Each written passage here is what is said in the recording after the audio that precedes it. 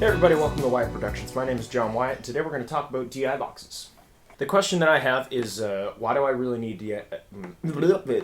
The question that I have is, why do I really need a DI box, and how does it actually change the sound?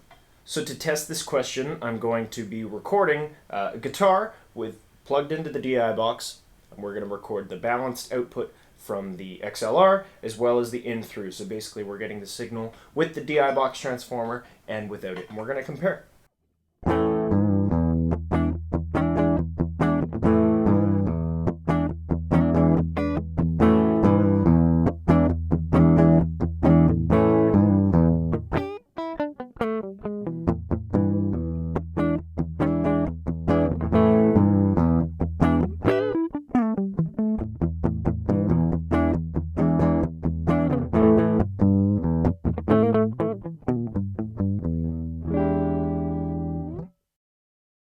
So it sounds to me like when we use the DI box, we get a lot more information on the high frequency side of things, as well as a little bit more on the low frequency side of things. As soon as we switch over to the non-DI box signal, it kind of, closes in a little bit, gets a little bit blanketed over. So I'm curious, what do you think?